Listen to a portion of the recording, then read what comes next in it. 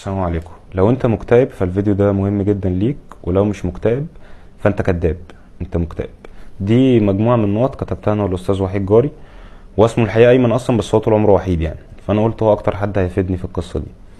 اول حاجه خالص ان اي حد فينا بيحس ان هو متضايق شويه بينزل يتمشى، ده اول حل بيجي في دماغك.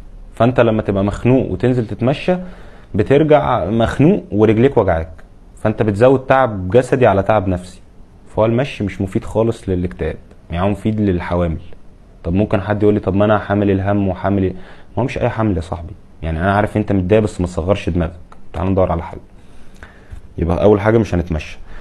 طيب تاني حاجه، الناس اللي هي بتعالج الاكتئاب من سكه اللي يسمع بلاوي الناس تهون عليه بلوته، فده غلط برضه، لان انت الفتره دي ما بتبقاش حمل اي كلام سلبي. يعني افترض مثلا ان انت ليك واحد صاحبك مشكلته ان هو اصحابه باعوه، فانت يجي في دماغك ما الصحاب بقوا يبيعوا كده عادي ومبقاش في حد يصون حاجه يا دين امي، يعني اثق في الناس طيب ولا وانت اصلا ما حدش لمسك، يعني ما حدش كلام ومالكش صحاب اساسا غير الواد ده، بس هو الفتره دي الواحد بيبقى عايز ياخد 10 من 10 في الزعل، يعني 8 لا انا عايز اطلع الاول في سنه، اكتر واحد زعلان في الناس كلها. فبرضه ما تعملش كده عشان ده غلط خالص يعني. طيب تالت حاجه لازم تبقى عارفها، ان طول ما انت مكتئب مفيش اي قرار هتاخده صح، ومفيش اي قرار هتاخده هيرضيك. ففي لحظه كده بتيجي المكتئب اللي هي اللحظه بتاعت رفس الغطا دي، اللي هو انت تلاقي الواحد راح جاي قايم وشايل الغطا ومدي لنفسه كل الكلام الايجابي اللي في الدنيا، تلاقي الواد راح قايم حالق دقنه مع انه شكله احلى بيها، بس هي فتره كلها قرارات غلط زي ما قلت لك. والبنت راحت قايمه حاطه كل الميك اب اللي في الدنيا وعايشه سني وبغني، وهو نزل عشان يحقق ذاته ويدور على شغل، وهي نزلت الجيم عشان ترجع تظبط جسمها.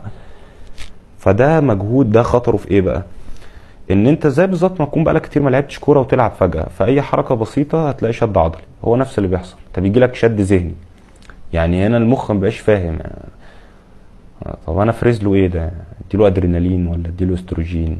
يعني هو بقى كويس طيب ولا هو لسه بيحاول ولا يا اخي ابو ده جسم الواحد عايش فيه.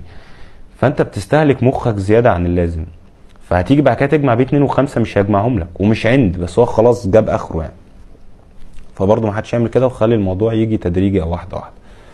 رابع حاجه، الناس اللي هي بتعالج الاكتئاب بالاكل، اللي هو انا متضايق فانا هاكل، هاكل حلو وهاكل حادق وهاكل بالواد وهاكل على قفايا وهاكل على الناس فلوسها فبرضه ده غلط، لان انت عشان تلهي نفسك عن مشكله سحلت نفسك بقى في سلوليت وسمنه وزياده وزن، وده اكيد هيقلل ثقتك في نفسك وممكن تتعرض للتنمر. فهو الاكل ملوش برضه علاقه بالاكتئاب يعني، فده مش حل. خامس حاجه، طول ما انت مكتئب اوعى تلوم نفسك على اي حاجه. يعني ما ممكن تلاقي نفسك بتعمل حاجات غريبه عادي، ممكن تلاقي نفسك صحيت من النوم فجأة طلعت اشيك قميص في الدولاب عندك مع احلى بنطلون ورحت كاويهم وداخل نايم عادي تمام. انت تعامل مع نفسك الفترة دي ان انت بني ادم غير سوي، وان شاء الله فترة وهتعدي. طيب كل الحاجات دي مش علاج للاكتئاب. طيب ايه علاج الاكتئاب؟ والله ما اعرف، يعني انا اللي اعرفه ان دعوة الغريب مجابة، فتعالوا ندعي لبعض. والله يعني كل واحد مثلا يدور على 5 اسماء كده يجيبهم من اي داهيه ما يعرفهمش، بس اهم حاجه وندعي لبعض كلنا نحاول يعني. وجزاني وجزاكم الله كل خير.